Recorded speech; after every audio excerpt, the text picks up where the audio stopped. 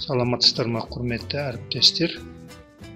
Бүгін Білімленд платформасын қысқаша біргелікте қарап өтіп кетейік. Оның үшін Google'да Білімленд жазасыз. Білімленд. Сосын Білімлендке кіру үшін тіркелу керек. Алдын ала. Тіркегесін мен тіркеп қойғам. Тіркегесін сіздер бұлай тіркелсеңіздер де болады. Мына жерде егерде Google аккаунттарыңыз бар болса, Google арқылы кірсеңіз болады. Немесе VK, немесе Facebook аккаунт арқылы да тіркеліп кіріп кетуге болады. Мысалы, менде Google аккаунтқа қазір кіріліп тұр, міне жоғарыда көріп тұрғаныңыздай. Онда мен қазір Google аккаунттың арқылы кіруімде болады. Google аккаунттың кірем. Мынандай нәрсе шығады. Егер сондай аккаунттан кірген болсаңыздар, осындай нәрсе шығады. Уақыт болып қабылданды. Енді бұл жерде не істеуге болады? Учителю деген бар, мұғалімге не берілген? Мұғалімдерге мына жерде видео сабақтарды қарауға болады. Аурушин пландарды қарауға да болады. Өзіңіз аурушин планды қосып, жоспарды қоссаңыздар да болады. Егер мына орысша десеңіз, орысша шығар. Аурушин пландар, міне орысша жазылған аурушин пландар. Қазақшаны бассаңыз, қазақша шығады. Барлығы қазақша. Адамдар өзінің жоспарларын осы жерге қосқан. Егерде сізге белгілі бір пән сыныптың жоспар керек болса, онда таңдайсыз мына жерде пәніңізді. Мысалы, айтайық, математика. 6-шы сыныптағы бір айнымалысы барсыздар деген. Соған іздеу берем. Ондай 5 жоспар шықты. Мысалы, мынаны көрем. Бірі толтырған. Осы жоспарды.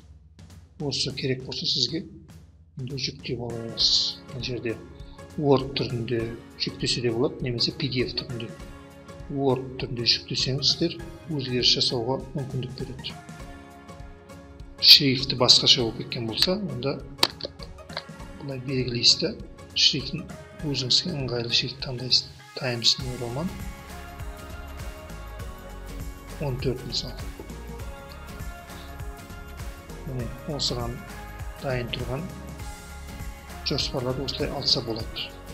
Өзіңіздің атыңыз жазып, мына жерде тағы бірдеңелер енгізетін болсаңыз, қосатын болсаңыз қосып, осылай тапсырсаңыздар да болады. Ерте мектептеріңізге. Және не істеуге болады? Егер орысша керек болса, онда орысшаны басасыз. Орыс сыныптарыңыз бар болса, орыс сыныптарды бассаңыз орысша болады. Орысша міне қамыжылар шығады, аурушин пландар. Мысалы, алгебра орысын. 9-шы сыныптардың іздеуге берсе, міне орысша бесконечный бывающий геометрический прогрессия. Апайым жазған, орысша. Онда дәл жаңағыдай болып көшіріп алып, жүктеп алсаңыздар болады. Енді одан басқа не жасау болады Білімлендте? Егерде өзіңіз қосатын болсаңыз, жоспар аурушин планға кіреміз. Онда добавить план дейміз. Қазақшасын жазатын болсаңыз, қазақша жоспар қосу. Басасыз. Басқасына жерге аттарыңызды, өзіңіздің жазған аттарыңызды толтырып қояды. Пән таңдайсыз, қай пәнге жазғыңыз келіп тұр. Математикаға мысалы 6-шы сыныпқа мұндай бөлімдерін бәрін тақырып бәрін таңдап жазып, тақырып таңдап оқу мақсаттарын қойып, бәрін толтырып шығасыз. Сабақтың мақсаты, тілдік мақсаттар. Егер артықша болса, кейбір нәрселер өздеріңіз жазғыңыз келмесе, мысалы AKT-ны қолданып жазғыңыз келмесе, удалитті басасыз. Десеңіз, міне AKT деген жоғалды. Сабақ барысында не жазасыз, соның бәрін толтырып қойғасын. Сөйтіп, мен келісемін, материал жариялау. Ол не? Яғни мына жерде жарияланған материалдар мен жарияланған Салдар сізге жекеше түрде жауапкершілік жүктейді. Яғни мындай заңнама бойынша сіз басқа нәрселерді қайдағы нәрселерді жазып кетпеу керексіз. Бұл жерде тек сабағыңызға тиісті нәрселерді ғана жазасыз. Соларға келсем, сол заңнамамды деп басқан кезде сізге мына жерге енгізіп қояды. Мені қазір мына қызылмен шығарып тұрған себебім мына жерде толтырмаған. Сонда менің жүктеген жоспарлар мына жерге қосылып тұрды адамдармен біргелікте. Осылай өзіңіз жасап алсаңыздар да болады, немесе дайын тұрған нәрселерді жүктеп алсаңыздар да болады. PowerPoint жоспарларыңыз. Одан басқа не жасауға болады? Одан басқа бұл жерде оқушылармен мысалы сабақ бөлісуге болады. Алгебра сабағын қарайық. 7-ші сынып мысалы көп мүшелер туралы мына жерде сатып алу сұралған. Тегін емес екен. Бізге министрліктен тегін болады деп айтқан еді, бірақ әлі толықтай тегін болмаған екен. Басқасын көрейік, онда бірінші сабақ ше. Міне бірінші сабағы ашылған. Яғни оқушы не істейді бұл жерде? Мынаны бірінші сабақтың тақырыбы қандай? Натурал көрсеткішті дәреженің анықтамасы. Осының видеосын қарайды. Ертеде мынау видеоны асықпай қарап шығады, түсініп. Одан соң конспект толтырады, өзіне керек жерін жазып алады.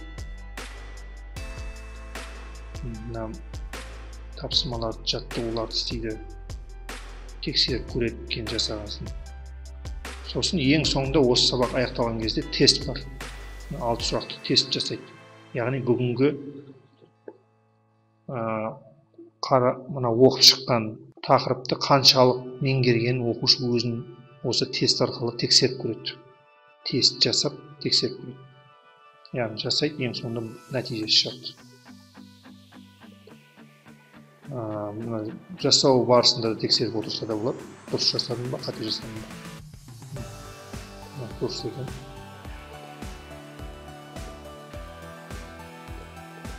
Қысқасы ең соңында аяқтауды басқан кезде қаншасы дұрыс, қаншасы қате екенін екеуі дұрыс болды.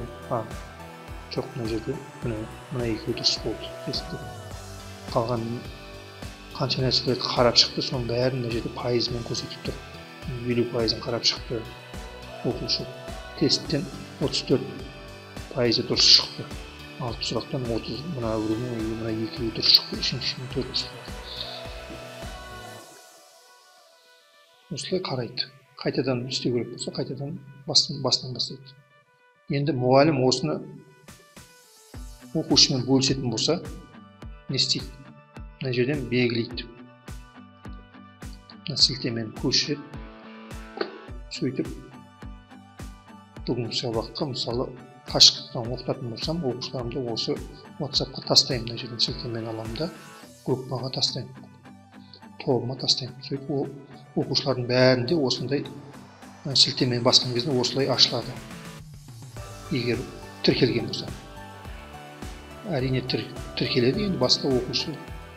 Сөйтіп, осыны дәл осы мен қарағандай қылып қарап шығып, тестін жасайды. Мұғалім ретінде көріп тұрмын. Оның айырмашылығы жоқ. Мұғалім ба, немесе оқушы ма, бәріне осылай көрінеді.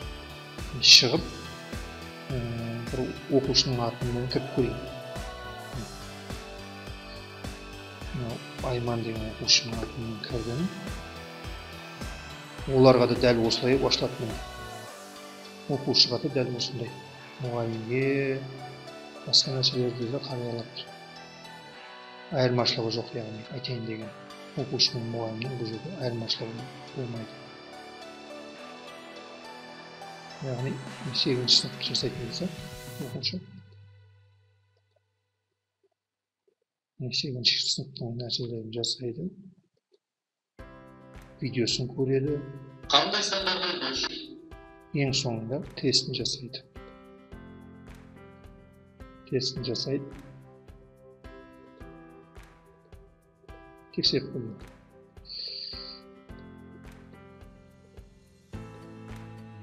Аяқтау. Бәрі қате шықты.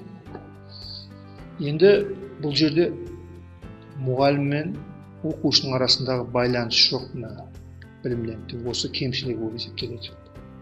Білімділіктің. Яғни, жаңа оқушы жасады, енді мен соны тексеріп көрейін, менің оқушыларым қаншалықты меңгерді бүгінгі тақырыпты, соны тексеретін болсам, онда мен ол оқушы таба алмаймын бұл жерде. Көрсетпейді де. Әркім өзі жеке жасады. Мысалы, мен тексеріп көрейін. Айман деген. Мен оқушыны тексеріп көрейін, мұны жоқ көрсетпейді. Осы кемшілігі болып есептеледі. Артықшылығы енді өзіңіз көріп тұрғандай, бұл жерде білімден база рөлін атқарып отыр. Видео сабақтардың жиналған базасы. Яғни видео сабақтар бар бола ма, тесттер болады ма, және оның мұғалімдерге керек жоспарлар барлығы осы жерге жиналған осы базаға. Осы артықшылығы. Осы нәрселерді оқушылармен бөлісіп отыруға болады, немесе мұғалімдермен бөлісіп отыруға болады, жүктеп алуға керек нәрселерді осы жерден. Кемшілігі оқушы мен мұғалімнің арасында байланыс жоқ. Білімнеттің ішінде отырып, мен оқушыларымды қарап отыра алмаймын. Кім қанша нәрсе жасады, неше пайызға орындады, тапсырманың осы нәрсесі қосылмаған осы жерде. Келешекте бәлкім осыны жасайтын шығар. Және кемшілігі емес, енді бір жағынан дұрыс та шығар. Мен видеоны мына жерде жоспар қоса аламын. Жаңа көрсеткендей, жаңадан жоспар қосатын болсам, бұлай қосам. Ал егер де видеоларын салатын болсам, видео қосатпайды маған. Оның үшін жеке өздеріне жолы керек маған. Жалпы осындай. Сау болыңыздар.